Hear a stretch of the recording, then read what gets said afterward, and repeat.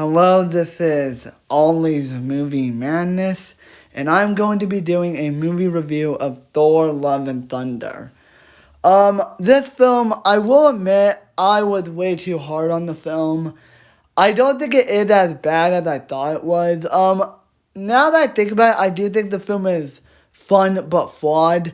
Is it the best MCU film? No, but I think it's better than Black Widow. But it is still the worst Thor film because the first film is way better. But the storyline was decent. It's still a mess. Don't get me wrong. It's not a perfect storyline, but it was fine. So it takes place after Endgame left off. Thor is with the Guardians of the Galaxy. They're bonding. They're defending the universe from other evil beings. And then he finds out that his girlfriend or ex-girlfriend, Jane Foster, is diagnosed with stage 4 cancer. And he's worried about her until she grabs a hold of his hammer and while that heals her, it also kills her, but it turns her into Lady Thor. And, she learns how to be the goddess of thunder. And then you have this guy named Gore the God Butcher who wants to steal Stormbreaker so he can go to the Gate of Eternity in which for all the gods to die. So in order to do that, he lures Thor into a trap by kidnapping all the children of Asgard. And it's up to Thor, Valkyrie, Jane Foster / Lady Thor, and Korg to take down Gore the God Butcher and save the children of Asgard. And that's basically what happens in this film. And it's, interesting. It's a little convoluted.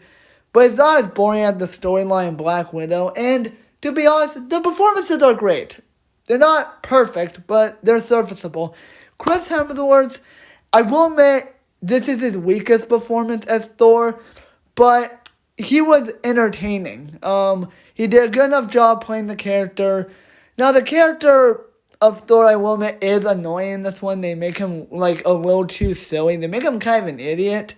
But there are rare occasions in this film when he's a serious character. And I think when the film focuses on the sadder aspects of his character, it was really good. Particularly the scene at the end, where he says goodbye to Jane as she's dying of cancer. It's one of the saddest moments of the entire film. I think the film executes it for the most part. It actually does a decent job of it, of executing the emotional scene.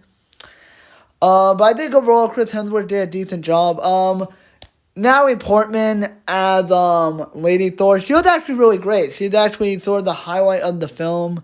You can tell that she is kind of having a lot of fun at this character. And Jane Foster / Lady Thor, you actually feel bad for her because, she's dying of terminal cancer. They do the cancer jokes, which those were not funny. They were just in poor taste. But I think overall the character of Jane Foster was cool. The scene where she battled all the shadow demons was excellent. It was really fun to see her as Lady Thor. And I think her and Chris Hemsworth had awesome chemistry. Taika Waititi as Korg still works. He's still funny as this character. The scenes of him recapping of what Thor's doing after Endgame, that was really funny. And the scene where they're sneaking into the Mount Olympus, that was really fun to see. Russell Crowe, he plays Zeus, and he's not in this movie a whole lot. He's only in one big scene, but it's really funny. He goes how about no? When Thor ask him for his thunderbolt, he says, how about no? That was really funny. It was really entertaining. No, before you ask, no, he did not sing that Russell Crowe song from South Park. And if he did, I think Russell Crowe would probably sue Disney for allowing Zeus to make fun of him, even though it's him making fun of himself, but he didn't find the joke funny. Easily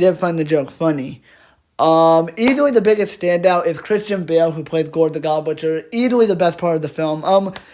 Bale's performance is so chilling and so menacing. And Gore as a character is incredible. You feel bad for him. he's kind of like the win-woo of the Thor films because they both lost everything they cared about. And I think for the most part, the film executes Gore's character awesome. Really great, actually. It executes his character perfectly. The voice that Christian Bale puts on is pretty scary. It's actually really interesting. Um, the lines that he says in this movie are amazing. The gods will use you, but they won't help you. You went for the gods for help, and they did nothing. We're alike in that sense. What was that? Like he's a great villain, and yeah, the film that he is in is a little weird. But I think other than that, Gore is an amazing villain.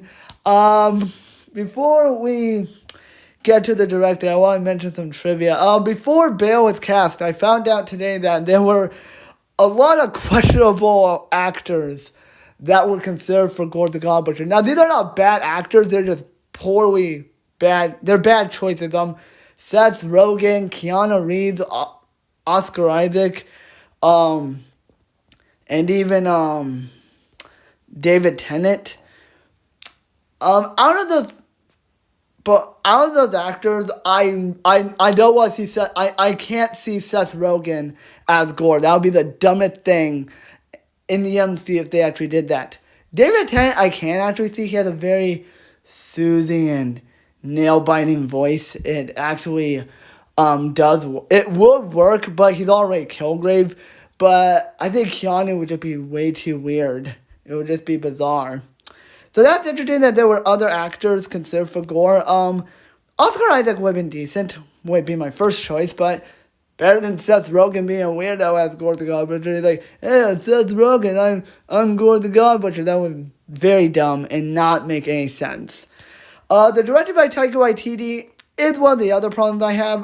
The stuff he does with Gore is pretty cool. He does a great job developing him and all the emotional stuff.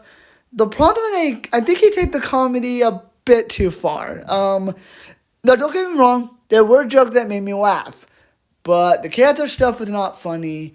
The screaming ghost was never funny. I always thought that was annoying.